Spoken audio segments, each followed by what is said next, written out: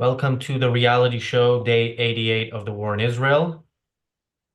I'm joined by Marco and Richard and Morgan. Today we are talking about Israel's surrender to international law. So Israel announced that it will answer calls in The Hague or the um, whatever it is accused of in The Hague. Now, if you're new to this channel, you should really look back a couple of months to our episode about international law where we discuss it. I will sum up that hour briefly. It's basically bullshit, but we will expand on that today. Thank you, Jonathan, for the first minute super chat. All right, let's go around and start the conversation. Marco. Well, this is quite an interesting development because the effectively complaint to the International Court of Justice was made by South Africa. Now, for those of you who don't know, South Africa is actually a trouble excuse for a country who's been going down the hill for the last 20 years. But never mind that situation. They're also part of the BRICS, the group of countries: Brazil, India, China, and South Africa. Who have met actually in August. Putin wasn't there representing Russia because there is a mandate for his arrest for his role in the invasion of Ukraine. And in November, again, after the events of October the 7th, they had a conference. And so surprisingly enough, the BRICS invited Saudi Arabia and UAE and Iran as well to be part of the new extended BRICS. So effectively, there is here a block of people, probably China and Russia, who wants to use these tin pot countries in order to create a bloc to go against the West effectively. And it's quite interesting that South Africa, not exactly a diamond spear here, is being used as the country to initiate this legal procedure against Israel. Yeah, absolutely. I think one of the interesting things about this whole situation is you've got two courts, and they often get a bit confused with each other. So we're talking here about the International Court of Justice, which is what deals with disputes between nations, as opposed to the International Criminal Court, which is what deals with like war crimes against individuals and stuff. And I had a bit of a dig into the International Court of Justice. It's one of those things that as soon as you start looking, the more distasteful it becomes rather quickly. So, for example, there are 15 justices which sit on this court, and one of their recent judgments was the one which Marco mentioned in passing there, really, which was against the Ukraine invasion, where Russia was in a 13-2 judgment was criticized by the court for invading Ukraine and told that it shouldn't. The legal position is that the decision is binding, but they don't have any power to act on anything. Now, I'm not saying they should have power to act, but what happens in this case? Russia claims that the court lacks jurisdiction in a case when it's on the side against Russia, but you can bet your sweet life when the vote occurs for Israel, they're going to claim that the court has a total jurisdiction to judge in the case of Israel. So what you see instantly here is how the bad countries, those dictatorships and evil countries that are against freedom, will use bodies such as the International Court of Justice to claim moral authority when they want it, disregard it when they don't, and of course that muddies the whole water. And how the press and the media report on these things will be that countries such as Israel should be following the judgments of such a court, and that's the grey moral area we end up in. It's a disgusting mess, really. Morgan. So there's something I think really quite bizarre about it. Well, and extremely distasteful, as Richard said. So that South Africa's published, or the International Court of Justice has published this 84-page document that South Africa has submitted to it, effectively taking Israel to court. And Israel's in this peculiar position where, as with those other courts which Richard was mentioning, it rejects their authority, but it's in a situation where it accepts the authority of this court, so it's going to have to meet these charges. And so in this document, South Africa accuses Israel of pursuing genocide, and I have an extremely poor view of people who accuse Israel of genocide in this conflict, and that's for a very obvious reason. At least I think it's obvious, which is that Israel was founded in the wake of an attempt of genocide against Jewish people. And it was founded, rightly or wrongly, on the premise that there should be a homeland for Jews to go to escape any further attempts of genocide by people like the Nazis. And so when people bring up accusations of genocide in the context of these conflicts, it's always with this kind of atmosphere of twisting the knife and of being particularly unpleasant. Because there's almost a kind of extra insult thrown against the Israelis in this way. So the fact that South Africa is doing this is completely just reprehensible. Indeed, Elon Levy, who is the Israeli representative on these things, spoke of it as being a blood libel, which was an interesting way of wording it. I haven't read the whole document yet, so I don't really know whether it's 100% accurate to describe it as a blood libel. But as with so many other things in this conflict, a lot of the accusations against Israel have this stink of anti-Semitism hanging around them. So it wouldn't surprise me if really this was just another form of blood libel. Blood libel is a thing which originates here in the UK, unfortunately, the accusations of blood libel, which is the kind of idea that Jews secretly engage in acts of ritual sacrifice of people and drink their blood and all this kind of ridiculous stuff. But his point essentially is that it's accusing them of engaging in malicious acts of murder completely unjustly. So it's I mean, I don't have too much else to say, at least on the general scope for my opening comments, except that it's completely reprehensible. And I think that other countries around the world shouldn't just stand on the sidelines whilst South Africa is doing this. They should openly condemn them.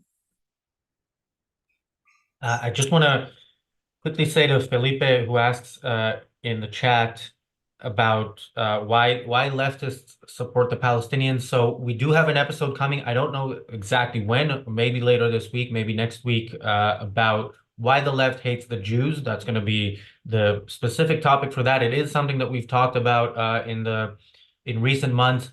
We do shows every day, so I don't remember off the top of my head when and if we did a specific show about that. But yeah, there is a lot to say about that, and we will say at least some of it.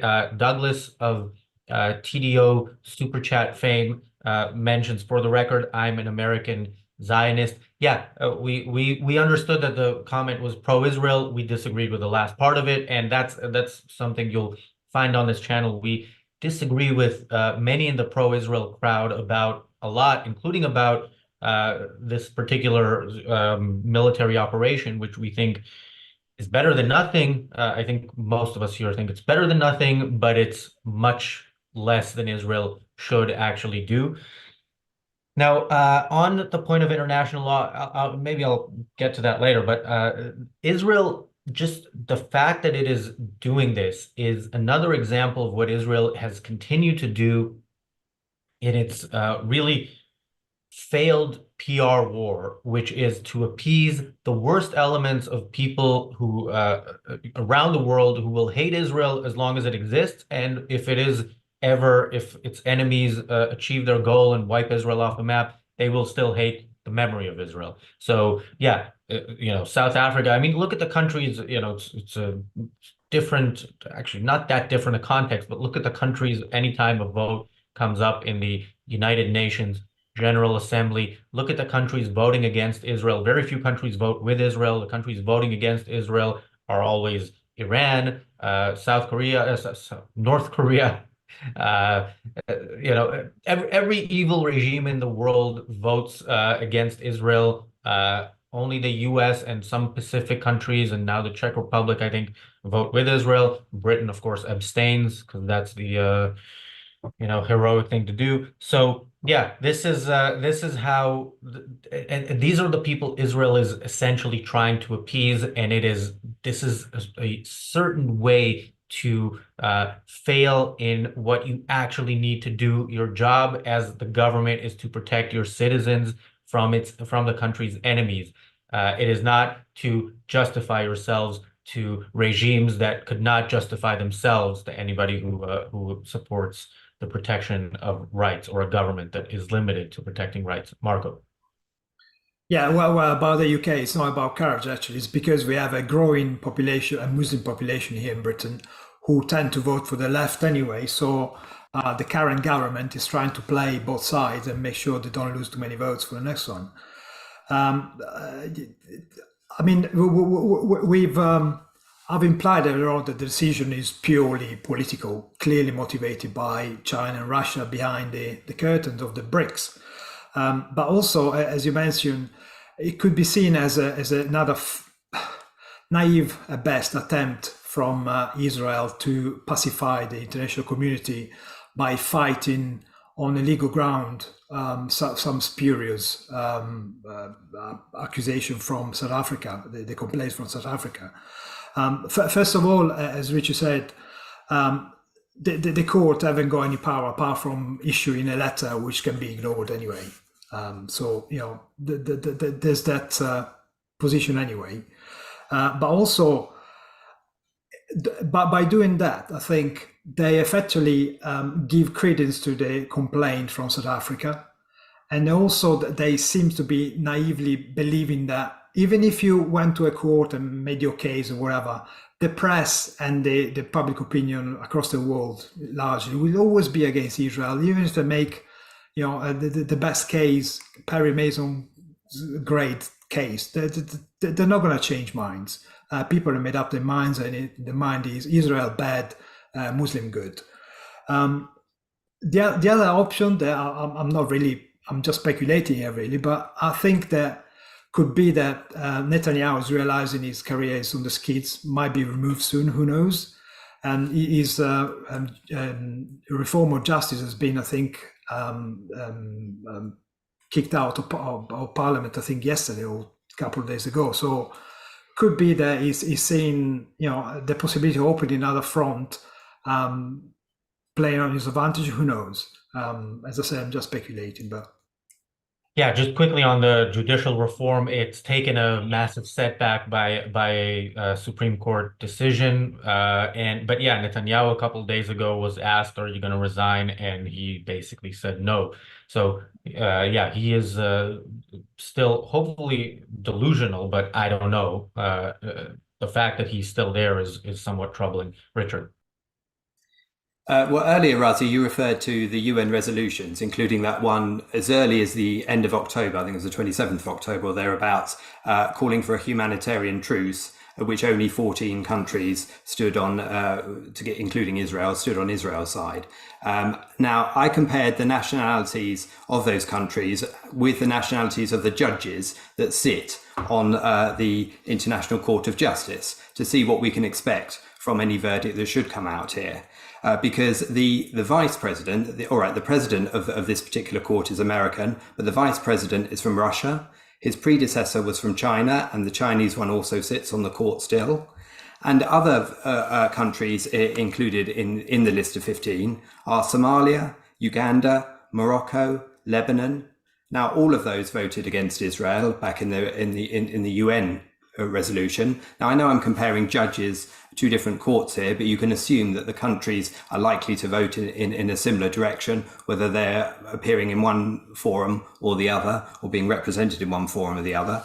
Of course, France is on there, which is, as you said, voted with Iran when it came to the UN resolution. So already you've got a fair old list of people who are predisposed to vote against Israel, and that's before any argument is heard whatsoever. And I'm comparing this with a very early vote in October, when the events of October 7th were still fresh in the minds of every country voting then, and still only 14 could stand with Israel. So now, of course, with the narrative being fostered all the time by the media, by the West, by the enemy within that is constantly supporting the pro-Palestinian, anti-Israel side, is only becoming more and more difficult to put Israel's case forward. So this is bad news for Israel to go anywhere near this court. But what does it do? Does it claim, as Russia claimed,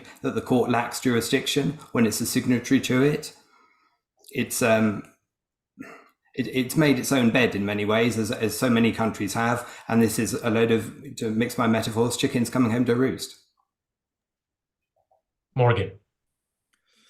Just for the chap who asked why does the left hate the Jews or something, was that his question? Although he should stay around and watch our episode on that, and that will be the best source of information. There's a couple of books that I'd point you to. There's a book by David Baddiel called Jews Don't Count, which is very, very good because he's someone who counts himself as on the left who's critiquing his own side, so that's pretty good. There's also this chap called Dave Rich who wrote this book, which I'm reading at the moment, that was published at the end of last year, called Everyday Hate. But he has a book that was published in 2016, which I think was his doctoral thesis, which has a really great title, which is called The Left's Jewish Problem, Jeremy Corbyn, Israel and Anti-Semitism. And the front cover is Jeremy Corbyn's face underneath a bunch of Palestine flags. And he looks a bit disgruntled. So Dave Rich is very, very good on that as well. I'd recommend go reading those after you've watched our video on it. Then to the actual point. Just, I guess, to expand on my initial comment, alongside including Israel of genocide, which the document suggested it was going to prove by suggesting that comments made by Israeli politicians and the general sentiment in the Israeli population is kind of is the evidence of the intention for genocide, and then that the actions proving it are Israel's actions in Gaza. Alongside that, it accuses Israel of running an apartheid regime. Now, I suppose South Africa should know all about that. But it's really quite a bizarre thing to accuse Israel of. I don't know if they mean in Israel, where Arabs obviously have civil rights, whereas black people in South Africa did not. Where are they running this apartheid regime? In the separate country in Gaza? Presumably not either. So that's also really quite bizarre. Also, the accusation of genocide is strange on another count, is that I haven't got the current supposed death count in front of me right now that's coming from the Gazan Health Ministry, but I think at the moment it's hanging just underneath 20,000. The last report that I saw for the number of missiles that Israel had thrown, which is going to be a couple of weeks out of date now, was 24,000 plus. So that's fewer than one person killed for every single bomb. So Israel is clearly not very good at committing genocide, since it's doing it really, really inefficiently. Because, as they constantly stress in the news, even if we disagree with this standard, they're going to a lot of to tremendous effort to not kill as many civilians as they can. So I think South Africa's going to have a tremendously difficult time going to court to prove that Israel is trying to commit genocide, which I don't think they're trying to do anyway. But I don't think the facts, even if you accept the kind of altruistic standard which Israel's kind of engaging in, doesn't back that up at all. So I don't really see what South Africa what they perceive to gain from doing this.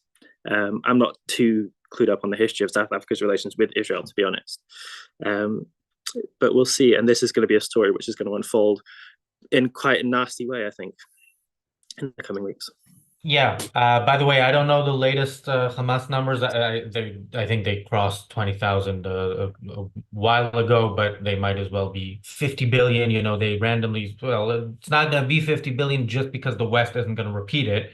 Otherwise, that would be the number. It is not based on fact. It is based on what Hamas can use to promote their PR war against Israel, which the Western media sources are very much collaborating with them on.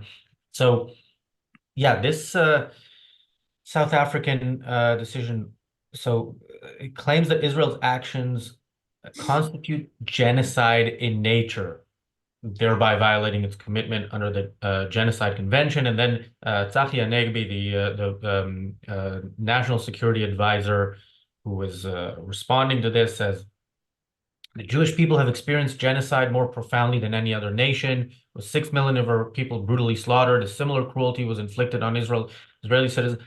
blah blah blah. I mean, there are some things that when somebody says to you, the only proper response is fuck you. Like you don't actually start justifying yourself, apologizing, and this is what's really disgusting to me about how Israel fights this war on the PR front. I think it's fighting better on the military front, although I don't think it's doing enough, anywhere near enough on the military front, and it is definitely risking putting its soldiers' life in unnecessary risk.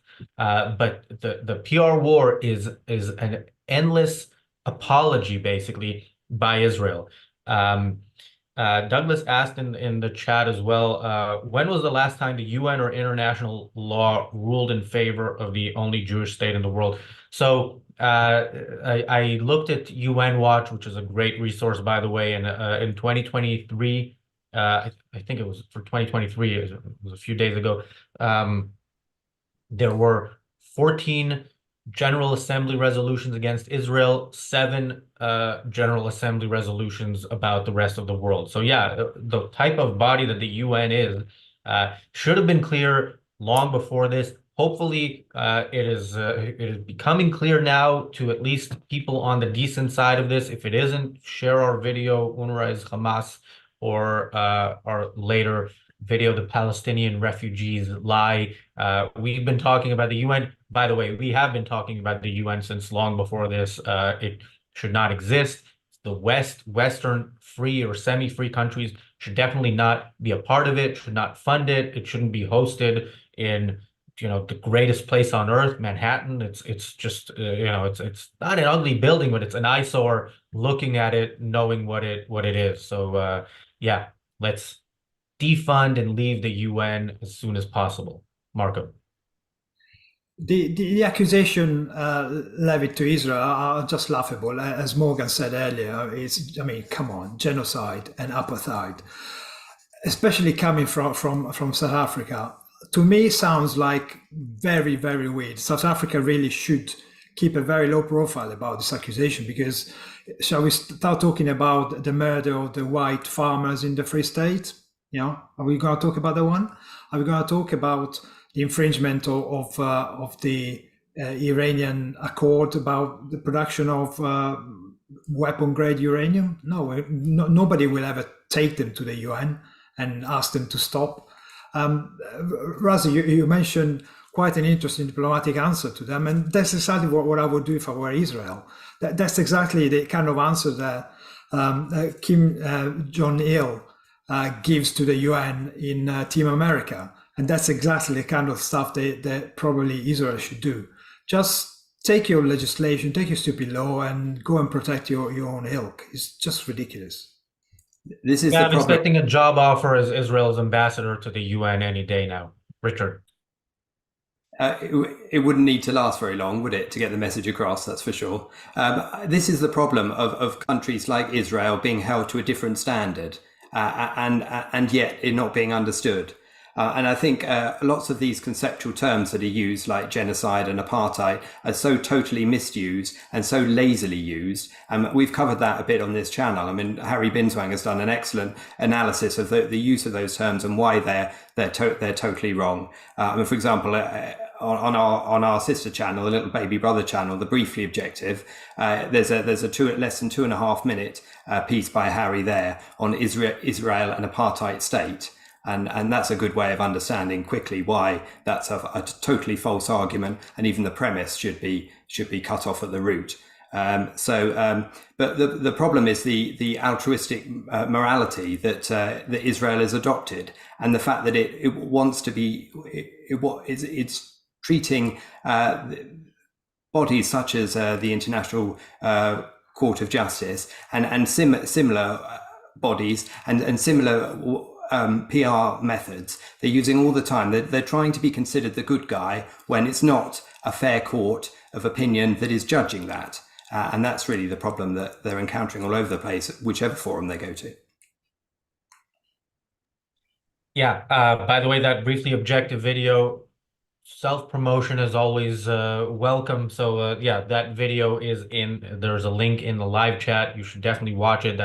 That's short and also very shareable. People, I think you should share all our content, but it's easier to convince somebody to watch a 2.5 minute video than a hour-long video. Maybe after that, they will come back here and watch the hour-long video. Morgan. I guess just to say something on international law is that not something I'm far from an expert on, but so international law, there is not actually legislative body that legislates international law. So what we're talking about are kind of treaties, agreements, and conventions, these kind of things. And the one that gets brought up very much and has been brought up in this document by South Africa is the Fourth Geneva Convention, which particularly pertains to civilians in war zones. And people bring up the provisions of international law to criticize Israel and its conduct, right? And what was interesting, we looked at an interview, I think was it a week or two ago now, where Mark Austin, who's a Sky interviewer, is criticizing or is interviewing in a critical way the Israeli ambassador to the UK. And he's holding her to basically a standard of pacifism. So basically, Israel couldn't engage in self-defense in any way. However, people, even though I think that's ultimately what the standard that they're holding, they'll explicitly state the standard of international law. And international law holds countries to standards where they are able to take civilian life if there's a military objective. If they're aiming to kill soldiers, for example, then there can be collateral damage of civilians. Now, we might reject international law, and generally on the channel, I think everyone basically does, including me. But even by the provisions of international law, South Africa is going to have a really hard time to prove that that's not what Israel is doing. Because what they're going to have to prove is that basically Israel is going out there with the intention of just killing civilians. Whereas, as we said before, Israel is actually very painstakingly going through the process of not killing civilians, dropping leaflets, sending texts to civilians in buildings, and so on and so forth. So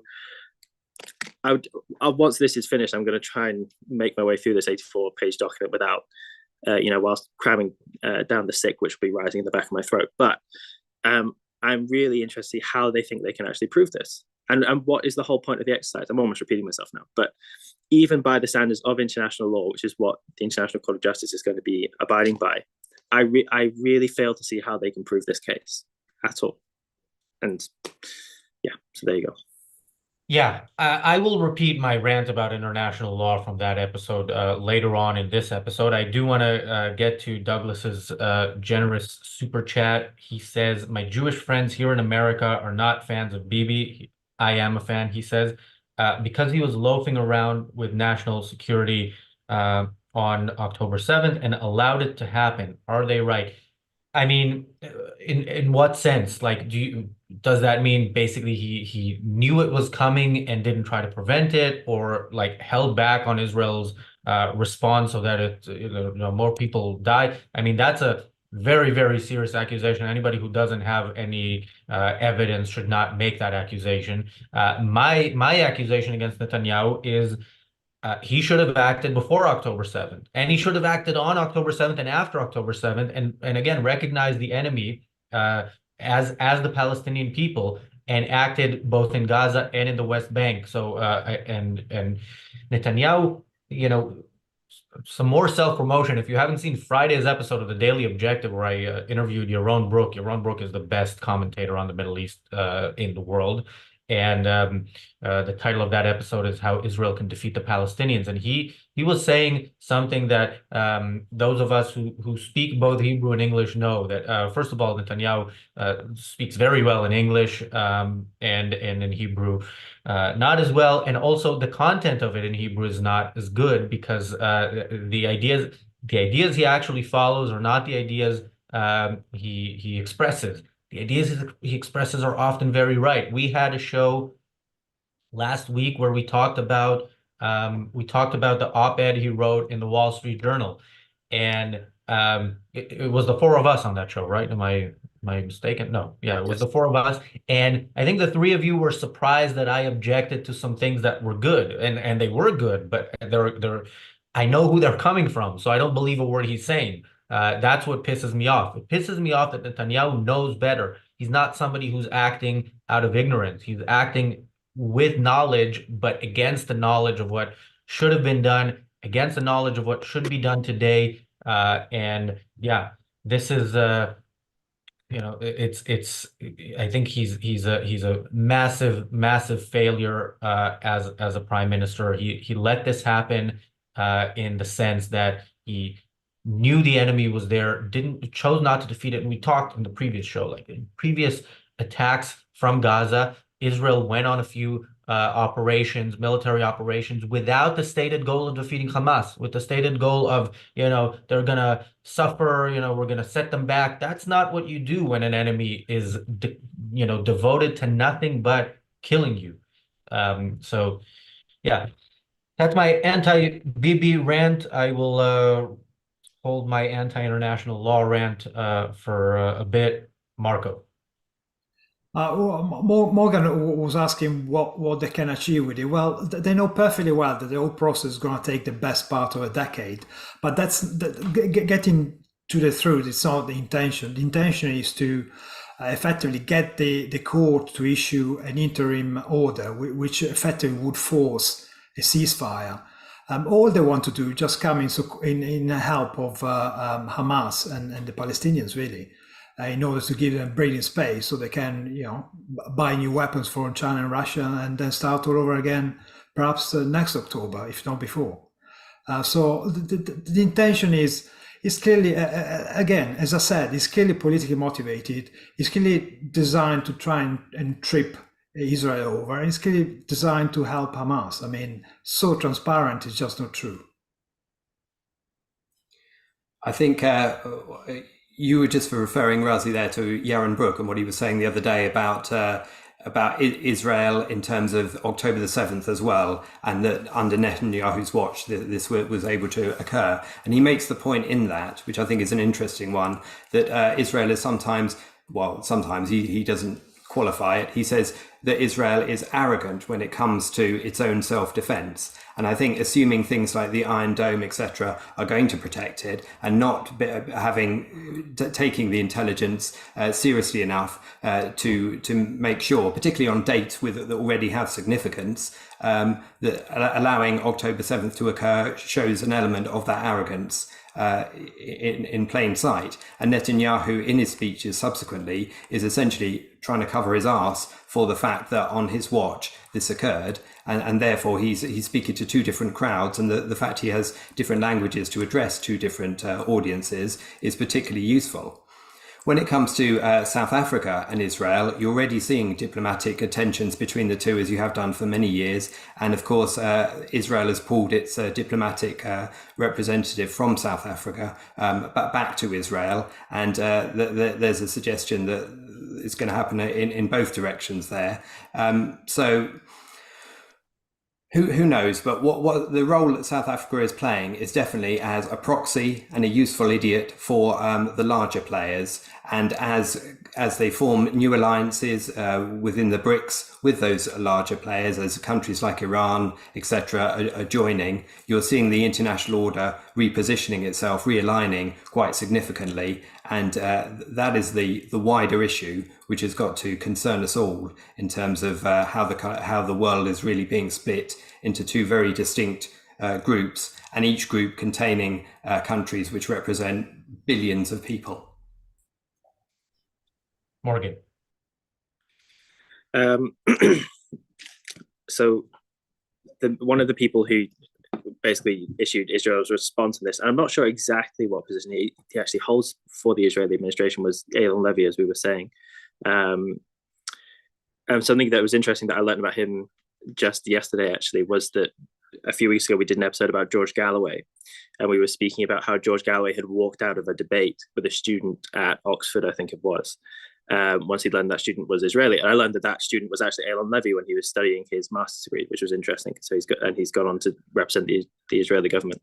And watching Ayn Levy basically since the conflict has broken out, just watching a young guy who seems to be getting almost more and more traumatized basically by the things he's having to go out and defend Israel for and the attacks he's coming under. Now, he's clearly very tough and so on, but there's the character of his remarks are increasingly sort of wounded in a way, and it's quite difficult to actually watch him have to go to bat for Israel again and again and again. So I just wanted to say that on the offhand whilst we're here. I was asking before, what does South Africa stand to gain from this? I think you could ask on the flip side, what does Israel think it's going to gain from this? Now, I think what Netanyahu said was that since Israel is beholden to treaties recognized by the International Court of Justice, whereas it rejects the authority of the International Criminal Court and so on and so forth, it feels like it has to go and fight this case. I suppose so. I guess maybe the way that Israel is viewing it is that since, as I've said, it seems very, very difficult that South Africa can actually make any case or prove the allegations that it's making, even under international law. Perhaps Israel perceives it that if they go to court about this time and they can prove it, then that'll be the final word for the international community forever. Then we'll prove that we aren't the bad guys. Maybe that's what's going on. And I don't know, I'm speculating about that, but that seems ultimately misguided. Maybe it'll be this amazing legal story, which they'll make films of in a few decades, where Israel kind of triumphs, but I'm very doubtful whether that's the case. I think probably, even if under the provisions of international law, it isn't actually right to blame Israel for genocide and so on. I think basically they're going to go into a hostile body in the International Criminal Court, and most of the international community is hostile to Israel for the actions it's taking, whether it's right to blame them for it or not. So I think the idea that they're going to triumph coming out of this, at least I anticipate that that's going to be a losing struggle, and I don't think they should really be engaging in it anyway. And it's a shame to see. But maybe if I were in Israel's position, in a sense, you'd feel so put upon that you would feel like you would need to prove it in this instance. I don't know, but I guess we'll see as this unfolds. So something else that will piss off the international community. I know some people in the chat mentioned this already, but it is breaking news. I love it when news breaks while we're live. And I'm going to read from Ynet News. Saleh El-Aruri, deputy chairman of Hamas's political bureau and a founder of the terror group's military wing, was killed in a blast in the Hamas offices in Beirut's Dahia quarter, a stronghold of the Iran-backed Hezbollah group. Hamas and Hezbollah said on Tuesday. Early reports said at least 4 people died in the blast. So it's always good when we can have good news breaking live while we're on the air. Yeah, and it's in Beirut, so I'm sure somebody will be pissed off about that, and that makes it even better as far as I'm concerned. Richard, you mentioned something about Iron Dome, and it made me think of or something Yaron said about Iron Dome and how Israel is being arrogant in its defensive war. Reminded me of years ago when I was still okay with debating pro-Palestinian people, and I was in speaker's corner in here in London. You guys, Morgan, I don't know if you've had the pleasure, but Marco and Richard, you have had that pleasure. Yeah, I was talking to somebody and he said, well, Israel shouldn't ever attack in Gaza because they have Iron Dome, which is, of course, this was a very anti-Israel person who, I'm sure knows better. Again, sometimes people know better than what they are actually arguing. And he was saying, that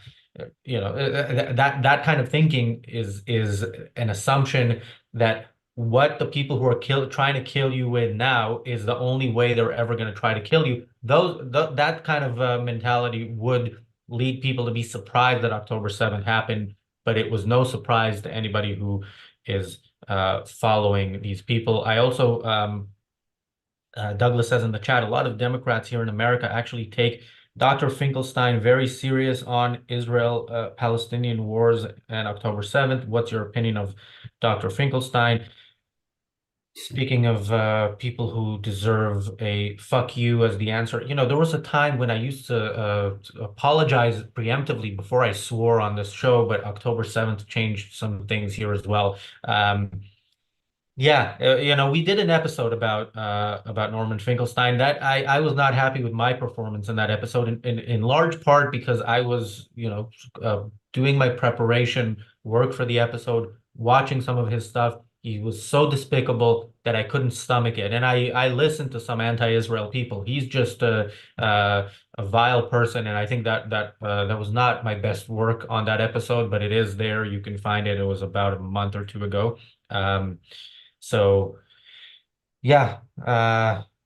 Actually, you need to. But by the way, I don't know how many Democrats. There are some very bad people in the Democratic Party. I don't know how big the part of the party that would actually take this guy seriously is.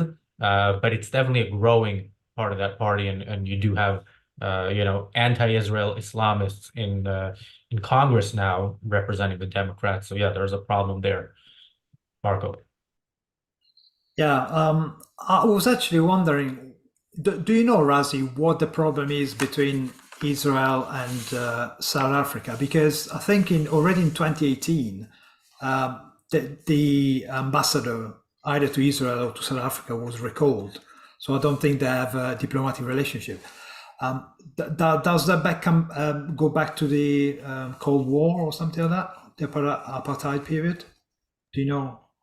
I don't actually know. The only times I follow anything from South Africa is when something comes up about how they like killing white people and yeah, what a failed state it is. So yeah, I mean, generally those are the kind of people who preach to Israel. Those who are failed states or those in not failed states who would like to make free countries fail.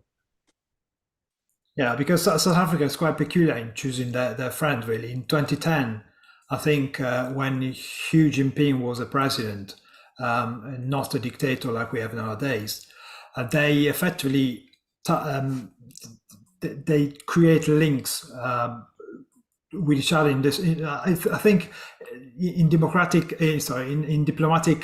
speak, it was the kind of strongest kind of relationship you can forge with another country. It was special something or other, it's called.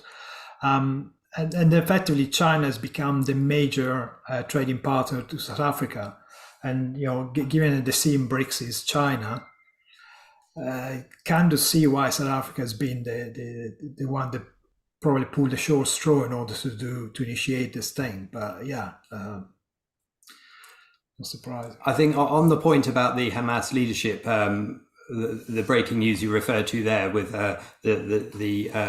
the death of a member of the leadership in Beirut, it is obviously great that Israel is managing to do that and beyond the borders of Gaza, because we know how Hamas leadership likes to hide out in other countries, namely in places like Qatar and often in the lap of luxury as well. But of course, we do know that there is a much wider issue here than who is head on one particular day as opposed to the next day, who've been quickly replaced. And of course, it's the culture that is the wider problem, and not just the culture within Gaza and not just the culture within Hamas, but within all of the countries that surround Israel. I think returning just quickly to the case that we were talking about here, I think it doesn't really matter which way the verdict goes, because if the outcome is in Israel's favor, then the verdict will be utterly ignored by all members of the press and the media. So there won't be a diplomatic win as an outcome for Israel here, even in the best of scenarios. And of course, if they lose, it'll be absolutely used to beat them over the head and claim that it's got total legitimacy as a judgment, and therefore it will backfire on Israel as whichever way it goes. So it's lose really. Yeah, Sorry, just on this. Yeah, go ahead. No, quick correction. I think I might have said Xi Jinping. It's actually Hu Jintao, 2010, the Chinese president. So, correction. So just on this Hamas leader who was killed, yeah, of course, this is not the war. The enemy is the Palestinian people, and they have to be defeated, and their culture has to be a thing of the past because what came out of it is things like October 7th and bits and pieces of things like October 7th for decades. It is nice to think that they're not safe anywhere. Of course, it's much easier, even in terms of politically, geopolitically, diplomatic, or whatever you want to call it, to bomb in Lebanon, even though it's Beirut, which is a bit more difficult, but since there is attacks on Israel from Lebanon on a daily basis, uh, killing somebody in Lebanon is easier than if Israel, for example, was going to bomb a hotel in Qatar, which I would like to see it do if the leadership is there, but I don't expect it anytime soon. So yeah, just adding that, Morgan. I was just glancing. I just pulled up an article about the assassination of this guy. Although they're blaming Israel, has Israel claimed responsibility for this yet, as far as we see? In Ynet News, it did seem like, I think I closed it by now, but yeah, it did seem like they did say it was an Israeli drone strike. Yeah. Okay. Yeah. Okay. It's interesting. Well, it couldn't happen to a nicer guy, so good for him. I occasionally, when I hear things happen in Lebanon, I get a bit worried. I have a friend called Chris who lives in Beirut, and he's a fun guy. He always tells me his plans to rule the world through selling educational supplies, which is always an interesting plan. And I was meant to go visit him just before COVID, and it keeps getting put off. So I'm gonna have to shoot him a message, just make sure he's okay. So I always feel a bit of a pang of worry whenever something happens in Beirut. However, it's pretty good that this guy is no longer gracing us on this earth. And Richard, actually, I agree with your point that this is lose-lose. I think that's a good way to put it, because ultimately, the reason why people are against Israel on this is not for rational reasons. Like people bring up the standards of international law and so on and so forth. And you're right. If it's found that actually under international law, Israel's not committing genocide or isn't to blame for this stuff, it's not like people will suddenly then commit themselves to the Israeli cause and say, good for you, go ahead. It's for emotional or otherwise irrational reasons, or let's say anti-Semitic reasons, that they're against Israel. So yeah, this is a lose-lose situation. And a good example of that, just to cut in briefly, is how the son of the leader of Hamas that's come out and said very publicly, including speaking at the UN and stuff, about what Hamas has been up to. The amount of coverage that he has covered in revealing the true nature of Hamas, and it has been pretty minimal, really. And that's exactly the same PR problem that we're talking about. Absolutely. Yeah, I don't have anything else to add on to that. All right. The producer is sending me a lot of messages, but this time it's not jokes that are inappropriate for the time of the show, but rather actual things that should be mentioned on the show. So he says Israeli spokesperson denies Israel responsible for Beirut strike. Yeah, I mean, look, things blow up sometimes, and you never know where it came from. So, yeah. I don't mind the ambiguity as long as they're dead. You can, they like the Jews are blamed in some of these places in the Middle East for pretty much everything that happens in the world. So yeah, maybe this was an inside job. Who knows? The producer also tells me that Claudine Gay, Harvard University president, has resigned. Good riddance. I'm not going to repeat the F word for the third time, but it has been earned by her as well. What is the cause of that, though? Is that more to do with her alleged acts of plagiarism, as opposed to the stance on supporting Jewish members of the on campus of students? I only got a headline from the producer. I would assume it is more to do. Well, yeah, that's not an answer, Daniel, but it's that's I would assume, just because that it's more difficult to get away with plagiarism than it is with hating Jews. So that's my guess, but we don't know that. But yeah, this has been a very, very good news day, news hour on this show. Yeah, if the Israeli government or whoever has made this accident happen in Beirut can try to do that between 6 and 7 p.m. UK time, we would very much appreciate it. We like rewarding the audience with good news. Yeah, international law. I promised my rant. I will repeat it here. I know we have many viewers who joined us in recent weeks and weren't watching the channel back when we did that show. But yeah, international law, putting the word law on it could be confusing because we're thinking of it in the same way we think of laws of countries. Laws of countries are clear, even when you like them and when you don't like them. It's pretty clear usually what you're allowed, what you're not allowed. With international law, that is not the case.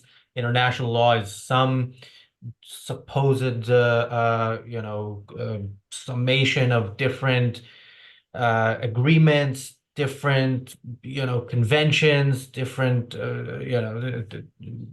I don't know, things that countries sign to that contradict both the other agreements that countries sign to, contradict the laws of countries themselves that have signed to it, and will most likely go with their own laws rather than these conventions, and contradict reality in some cases. So it's not a real thing. But to the extent that anything could be found in it, it is always found in a way that harms free countries and harms free countries in war efforts against countries that are evil, or countries or entities that are evil. So yeah, you don't see North Korea facing any major problems. They're not standing any trials in The Hague.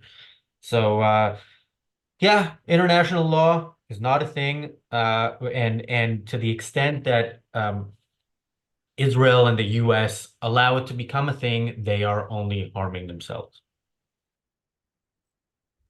Marco.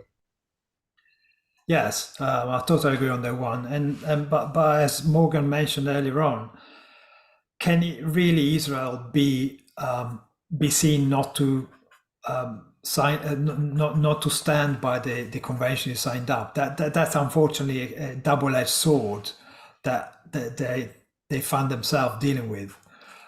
They choose to, they choose to follow the agreements among states that they sign up to, but at the same time, these states and this agreement are not really designed to help Israel. So, will you stand up to them right to the end, or at some point you will have to guts and say, well, the stuff is actually designed to actively harm my state.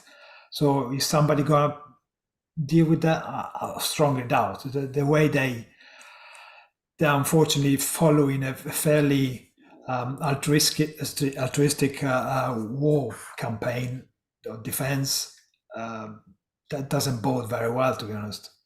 Yeah, it's the moral clarity of that self-defense position that needs to be most clearly stated and bolstered by the Western countries such as the UK. And that's not as strong as it should be, and not as firm as it should be, and that comes way before you get into the weeds of a particular case or a particular presentation of a judgment within a court, because it's the simple moral clarity at stake there, which is the crucial issue. But of course, militarily, Israel does need to step it up, because there are two campaigns going on. There's the military campaign, there's the PR campaign, and the longer that it takes on the ground, the more the PR campaign it gets ahead in terms of Israel's enemies, and the more it becomes harder for Israel to continue its military campaign. So the clock is ticking on all of it, really, and we can only hope that Netanyahu acts as well as he speaks in English. Morgan, any final thoughts? I'll just echo what Rich has just said, I guess, in that perhaps what Israel perceives it's going to gain from this is a PR victory.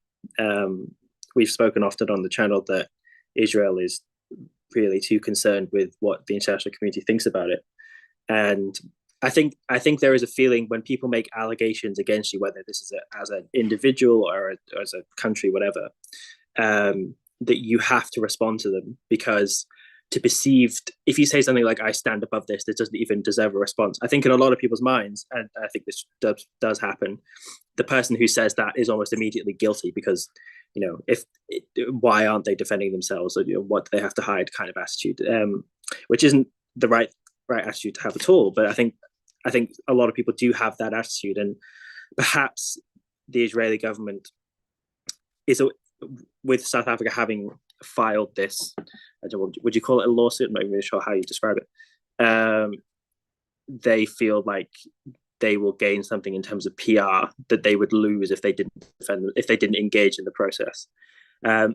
However, ultimately, Israel will lose either way. The game is rigged against them in this thing, and as it is in so many other fronts, and they aren't going to gain from this. So, to the extent that they're doing this, they're engaging in the cutting of their own throats. And I'm really not looking forward to seeing how this turns out. Morgan, are you on X, formerly Twitter? And where can people find you there if you are? I am. I don't tweet very often, but I'll be starting to tweet again. You can also subscribe to my Substack, which has just been restarted. It has a couple of items on there at the moment about UK news. There's an article that's being published tomorrow morning, which is about in a sense, cultural change in art. So you can read that. And there's another piece about art that's going up on Friday, and then there's a piece next week, which is on the situation in Israel. So you can subscribe to eventually get the Israel stuff, and in the meantime, you can read the UK politics and the art crap. So you can find me on there. What is the Substack? It's my Substack. It's the name. I can't even remember the name. Daniel will link it in the description. Yeah, it is. It is in the chat, and it will be in the description. Morgan, Marco, Richard, anything to promote? Yeah. Well, I'll just put a promote in for the Briefly Objective again. We've got over 30 videos on there and our sister channel relating to the Israel-Hamas war that include all sorts of pithy subjects. They include Razi's rant, if you want to call it that, on international law itself, for example, with the swearing edited out and made family friendly, together with lots of visuals to reinforce the image, reinforce the message that is being made in each of those videos, and including, as I mentioned earlier, the apartheid one's on genocide and how that's misused, and it includes all sorts of speakers from Yoram Book to Harry Binswanger to Mark Pellegrino, etc., all of the main presenters on this channel. And I am at Razi Ginsburg on X. I am more active now, much more active now than I was before October 7th. So you can follow me there. Thank you, Douglas, for another generous super chat. Douglas says, since Israel is a democracy, how does it stop Palestinians from voting in Israeli elections? In America, people don't actually have to prove that they are U.S. citizens to vote. Did you know that? I did not know that, although I did find it weird here in the UK when I went to vote that you don't, I don't think you needed to prove it either, right? You give your name or something, and there are weird things about that. In Israel, Arab Israeli citizens can vote. Many of them vote for anti-Israel parties that I think should not be allowed to run. Every election cycle, there is an attempt to ban them from running, and that attempt usually works, but then the court cancels that. So but of course, many Arab Israelis, well, I would say not enough, are actually pro-Israel. They do realize that they are better off in Israel than they would be in any Arab country. If Israel takes over the Gaza Strip, it will be accused of apartheid again if it doesn't let people there vote. And of course, it shouldn't let people there vote. I have additional ideas about what Israel should do, which I've shared in the past and will share on this show in the future. And again, thank you to all our super chatters. Thank you, Douglas, for 3 generous super chats on this show and the Daily Objective. We are not funded by the state of Israel, despite what some people tell us in the comments. We are funded by our supporters here and our members. There's a link to the membership where there are 5 different levels of membership. You can join any one of them, and there are different perks. And we are going to be back here tomorrow with the Daily Objective, talking about how anti-Zionism is totally not anti-Semitism. And then we're going to be back with a reality show talking about something else. So make sure you join us for that. And again, if you enjoy this and think others will benefit from it, please share this video, like, and subscribe to the channel. Thanks, guys. We will see you tomorrow.